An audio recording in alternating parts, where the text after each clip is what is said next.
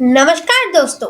आज हम जानेंगे जर्मनी के रीयूनिफिकेशन की कहानी कि कैसे जर्मनी पहले टूटा और फिर टूटने के बाद फिर से रीयूनिफाइड हुआ, यानी कि फिर से उसका एकीकरण हुआ। तो फिर इसकी कहानी स्टार्ट होती है वर्ल्ड वॉर टू से।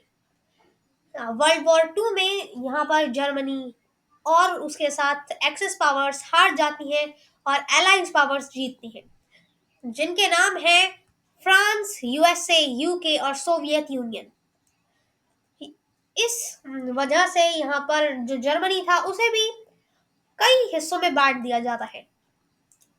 एक हिस्सा जाता है सोवियत यूनियन के पास, एक यूके के पास, एक यूएसए के पास और एक फ्रांस के पास।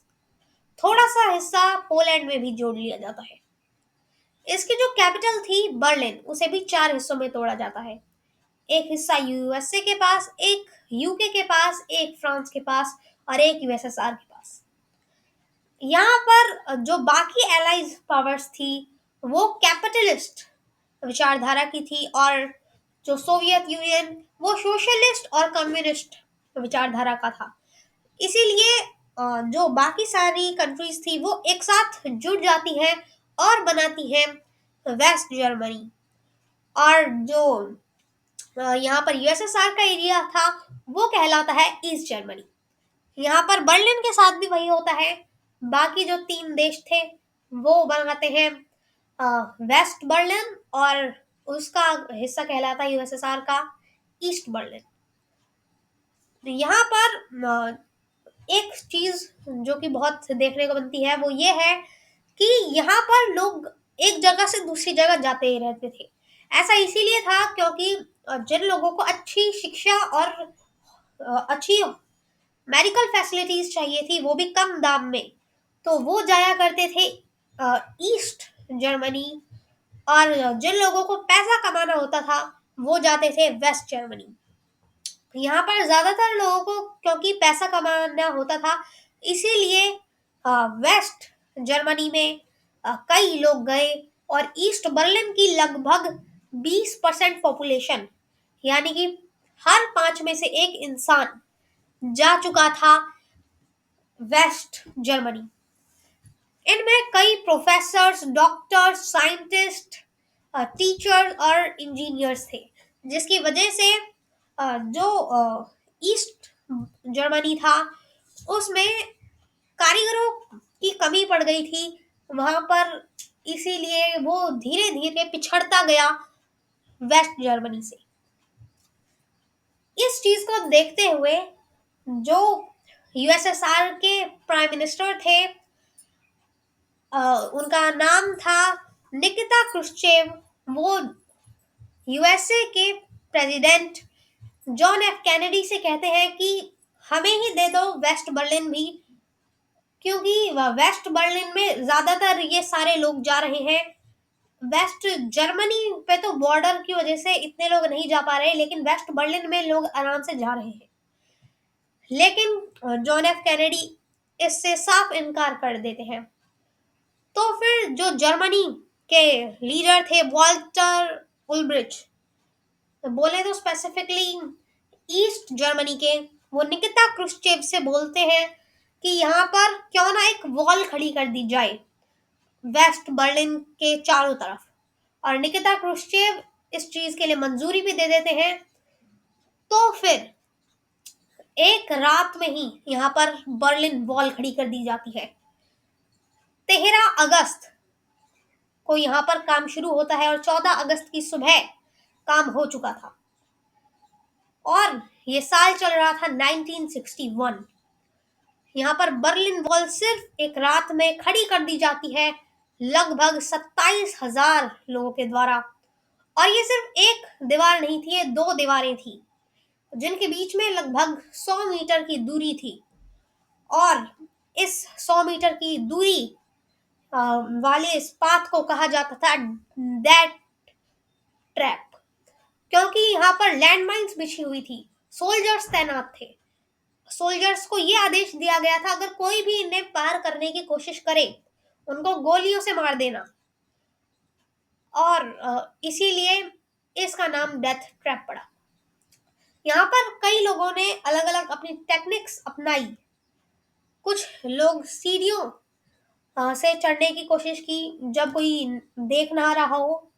तो फिर यहाँ पर बार्ब वायर्स लगाए गए। किसी ने अपने ही घर से जो उनके दीवार के पास होते थे उनसे कूदने की कोशिश की।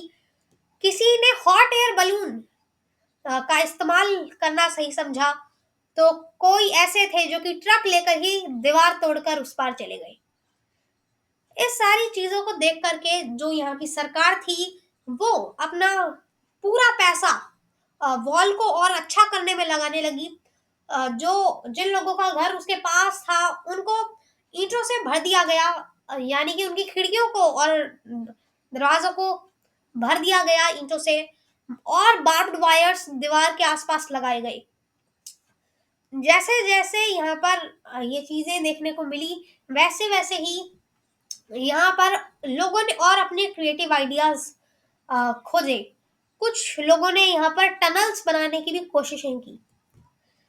यहाँ पर एक और चीज ये हुई कि जर्मनी के पास ही एक और देश था जिसका नाम था हंगरी, जो कि सोवियत यूनियन के ही कंट्रोल में था। और एक देश था ऑस्ट्रिया, ये यूएसए के कंट्रोल में था। यहाँ पर हंगरी और ऑस्ट्रिया के बीच में दरवाजा खोल दिया जाता है, जिसकी वजह से यहाँ पर लोग अपना एक और वे निकालते हैं वेस्ट जर्मनी जाने का। और वो ये था कि ईस्ट जर्मनी से पहले तो हंगरी जाया जाए और उस खुले रास्ते से फिर ऑस्ट्रिया और फिर आगे जाकर के वेस्ट जर्मनी जाया जाए। यहाँ पर ये सारी चीजें देखते हुए यूएसए ने भी प्रेशर बनाना स्टार्ट कर दिया था यूएसएसआर पर, और यूरोप से भी बहुत प्रेशर आ रहा था। लोग भी खड़े थे अपनी सरकार के विरुद्ध। तो फिर एक स्पोक्स पर्सन थे ईस्ट जर्मनी के जिनका नाम था गुंटे शाबोस्की। उन्हें कहा जाता है कि ये एक प्रेस कॉन्फ्रेंस करें जिसमें ये बताएं कि यहाँ पर ईज डाउन किया जाएगा एक जगह ईस्ट जर्मनी से वेस्ट जर्मनी जाने के लिए। तो फिर इसमें एक व्यक्ति इनसे पूछता है कि ये कब से लागू किया जाएगा, और क्योंकि उन्हें इस चीज की जानकारी नहीं थी तो वो कह देते हैं कि ये अभी से ही लागू किया जाता है। और इसीलिए वहां पर कई लोग बर्लिन वॉल को घेर लेते हैं, ये सोच करके कि अब तो मौका मिला है, इसे छोड़ना नहीं, आज पार चले ही जाना है। ये देखते हुए जो वहां पर सोल्जर्स थे वो अपने सीनियर्स से बात करते हैं कि अब इन्हें कैसे कंट्रोल में लाया जाए। पहले तो कहा जाता है कि इन्हें स्ट्रिक्टली कंट्रोल किया जाए, लेकिन ये काम ज्यादा हो नहीं पाता और लोगों की संख्या लगातार बढ़ती रहती है। इसीलिए फिर इसमें जो दरवाजे थे उन्हें खोल दिया जाता है और यहाँ से ईस्ट जर्मनी के लोग वेस्ट जर्मनी में दाखिल होते हैं। इसके बाद यहाँ पर एक नई गवर्नमेंट बनती है CDU की, जिसमें वो कह देते हैं कि जर्मनी को रीयूनिफाइड किया जाए। और 1990s में यहाँ पर कर दिया जाता है जर्मनी को रीयूनिफाइड। यहाँ से जर्मनी की रीयूनिफिकेशन की कहानी भी खत्म होती है और हमारी ये वीडियो भी खत्म होती है। अभी के लिए आप जाकर देख सकते हैं कि वर्ल्ड वॉर 1 में जर्मनी का क्या योगदान था, हिटलर कैसे पावर में आया और ये वॉर कैसे खत्म हुई। तो आज के लिए बस इतना ही, किसी अगली वीडियो में मिलेंगे। धन्यवाद।